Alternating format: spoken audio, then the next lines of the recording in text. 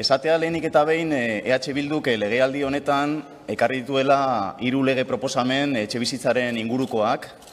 Lehena izan zen alokairuen prezioak mugatzeko lege proposamena. Bigarrena izan zen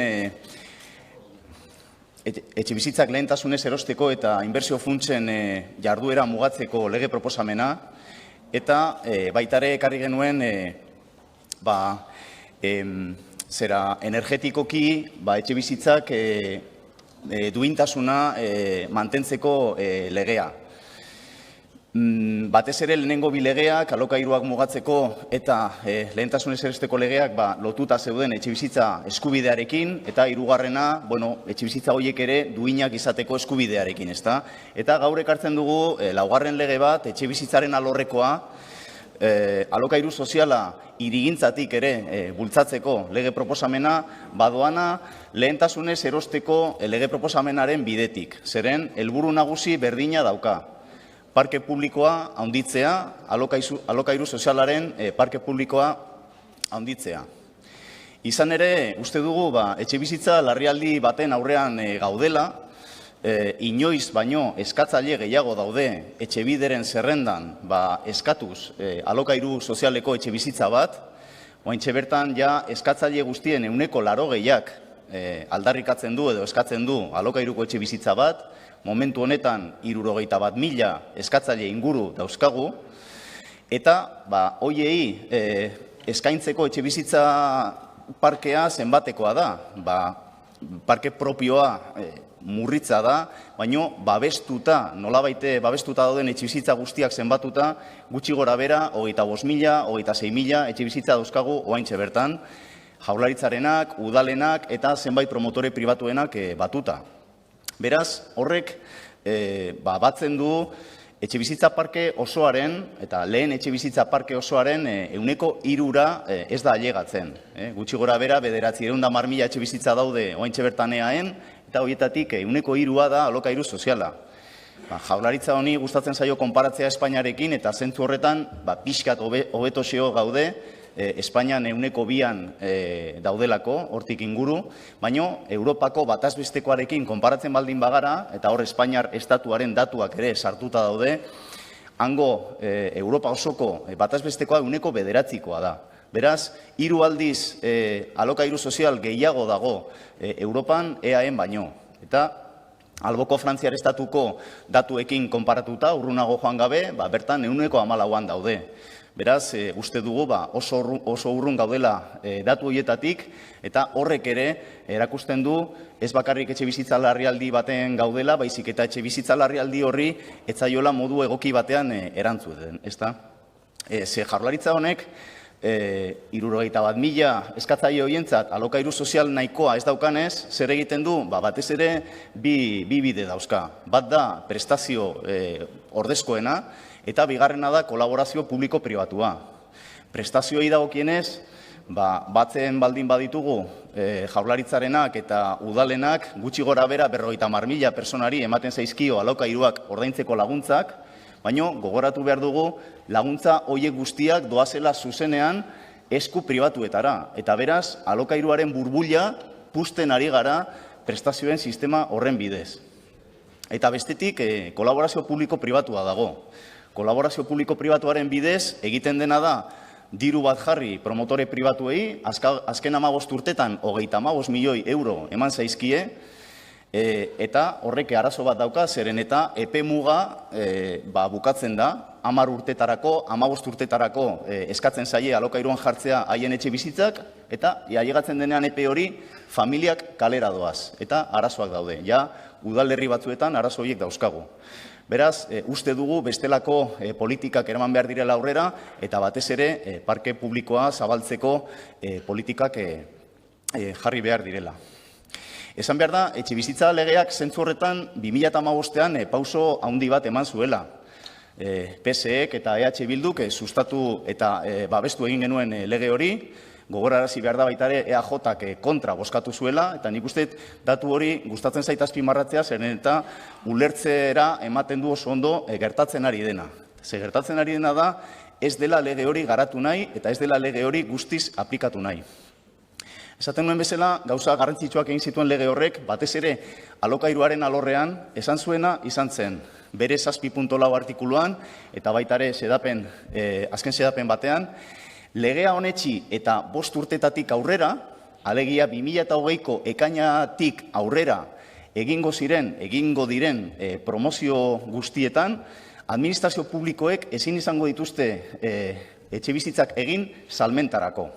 Hori esan zuen. Beraz, 2020ko ekainatik aurrera egiten diren promozio guztiak, administrazio publikoak egiten dituenak, izan beharko lirateke alokairukoak. Zer gertatzen ari da? Truko bat dagoela. Badago, bidetxidor bat etxebizitzak salmentan egiten jarraitzeko. Truko hori ez dago Jaurlaritza erabiltzen ari, baino bai zenbait administrazio publiko tokikoek, udalek. Zer egiten dute? Beraiek promozio horiek salmentan egin ordez, nola legeak hori ez duen egiten dutena da, saldu lursail hori promotore pribatu bati, etxeak eraiki baino lehen, eta orduan promotore pribatu horrek egiten ditu etxebizitza horiek salmentarako. Beraz, uste dugu, hor, zuzenean inork ez du apurtzen legea, inork ez du urratzen legea, baina bai dagoela legearen urraketa zeharkako bat. Nolabaiteko lege iruzur baten aurrean gaude. Adibide bat jarriko dute Gasteizkoa. Gasteizen oraintxe bertan, gure etxebizitza larrialdia ez da EAEn dagoena baino txikiagoa, akaso pixka eta handiagoa ikusita etxebideko datuak. Lehen aipatu ditudan 71.000 eskatzaile horietatik 9.200 Gasteizen daude. Hoientzat, zenbat alokairuko etxe daude Gasteizen? 6.800 bat, batuta alokairu sozialekoak eta batuta merkatu librean daudenak. Eta oraintxe bertan, eskaintzan bakarrik daude 90 etxe bizitza. Datu horiek ez dira EH Bildurenak, baizik eta Gasteizko udal etxe bizitza behatokiarenak berriki eman dituenak. Horren aurrean, nik uste nahiko argi dagoela, hor larrialdi bat dagoela, eta bereziki indartu beharko litzatekeela alokairu sozialeko politikak, ezta? Baina horren aurrean, zer egiten ari da Gasteizko udal gobernua? Saltzen ari da babes publikoko etxeak eraikitzeko partzelak. Ensanche 21, hogeita bat zabalgunea udal sozietate urbanistikoaren bidez, azken urtean, azken 12-15 hilabetetan, saldu ditu gutxienez 6 partzela, eraikitzeko 450 etxe bizitza babes publikokoak. Etxe bizitza legea aplikatu izan balitz, etxe bizitza horiek alokairukoak izan beharko lirateke, baina saldu direnez, promotore pribatuei, hauek egingo dituzte salmentan. Horren bidez, udalak jaso ditu 10 milioi euro, baina uste dugu beste politika bat erabili izan balu, eta beste udal batzuetan hala egiten dute, uste dugu, eta Gasteizen ere noizean behin egiten dute, uste dugu alokairuko parkea gehiago indartuko litzatekela. Hau noski ez da Gasteizko arazo bat, udal askotan gertatzen ari da, eta pixkat arazo horri erantzun egiteko ekarri dugu lege proposamen hau. Lege proposamen honetan, alokairu soziala hirigintzatik bultzatzeko lege proposamenean, esaten duguna da, hirigintzan jada eragin behar dugu, alegia planifikatzen direnetik etxebizitza horiek, lursail horiek, eragin behar dugu zertarako alokairukoak izan daitezen. Beraz, proposatzen duguna da, 2006ko lurzoruaren legean dauden pare bat artikulu aldatzea. Zergatik lurzoruaren legea? Hor arautzen delako hirigintza, eta gainera kontuan hartu behar da lege hori 2006an egin zela, nahiko lege aurreratua izan zen, baina ikusi behar da, eta aztertu behar da zer nolako egoeran geunden 2006an. Bertan, etxebiden apuntatuta zegoen jendearen gehienak eskatzen zuen etxebizitza bat erosteko. Egoera soziala beste batekoa zen. Gero etorri zen finantza krisia, eta nik uste horrekin jende askok zailtasunak dauzka mailegu hipotekario bat lortzeko, eta gaur da eguna, lehen esan dudan bezala, 180 eskatzen duela alokairuko etxebizitza bat.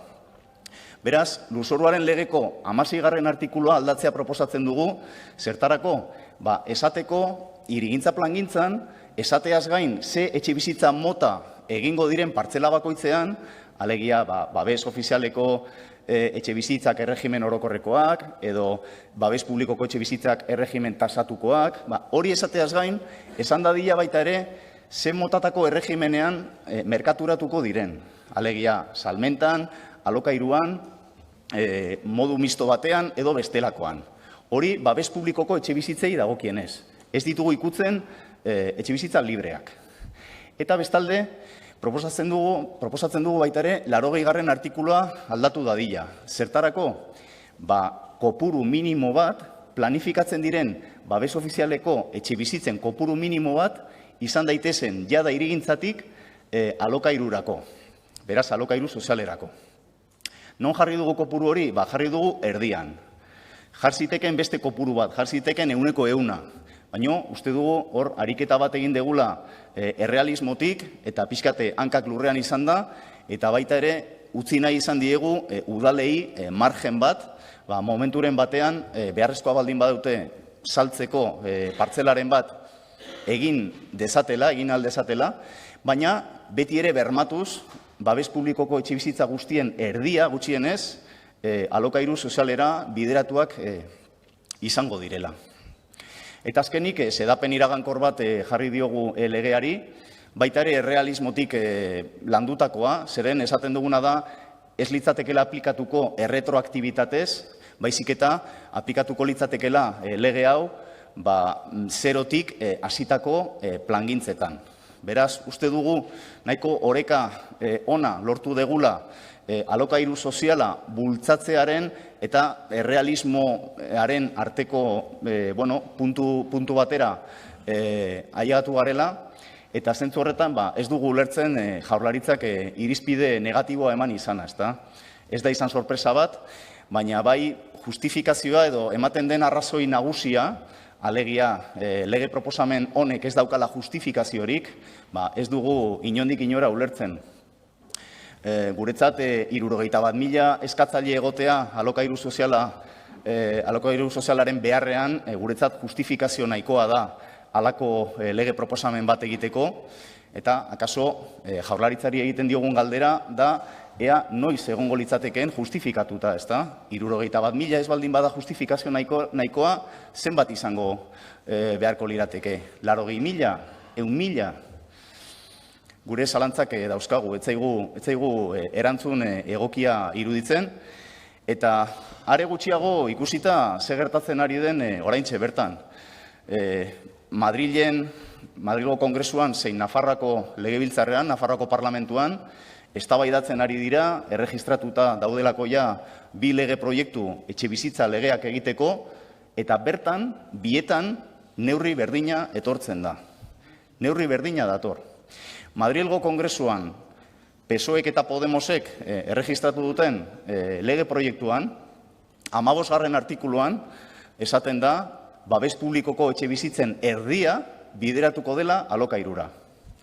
Eta Nafarroako Parlamentuan, PSNek eta Geroa Baik erregistratu duten lege proiektuan, esaten da, 2. artikuluko lehen atalean, babes ofizialeko, babes publikoko etxebizitza guztien 30% bideratuko dela alokairura. Beraz, egia da hor, kopuruak ezberdinak izan daitezkela, azken emaitza bereziki ezberdina da, zeren eta EAen babes publikoko etxe gehiago erreserbatzen dira, eta beraz, erdia hemen edo Madrilen azken emaitza ez da berdina, hemen altuagoa izango litzateke, baino neurria berdina da. Ez dugu ulertzen nola egon daitekeen PSOE neurri hori sustatzen, PSN neurri hori sustatzen, eta PSE hemen esanez ez daukala justifikaziorik. Ez dugu ulertzen. Nik uste hemen justifikazioren bat eman behar bada, Jaurlaritza honek eman behar du, batez ere ikusten zaiolako etxebizitza legea ez duela garatu nahi, eta etxebizitza legea aplikatua izan dadin ez dituela neurririk hartu nahi. Gure partetik jarraituko dugu horrelako ekimenak ekartzen, uste dugu bidea oso argi jartzen ari garela, bidea da etxebizitza parke publikoa handitzea, alokairu soziala indartzea, eta horrelako ekimen konstruktiboak, eraikitzaileak ekartzen jarraituko dugu, benetan alternatiba bat daukagulako.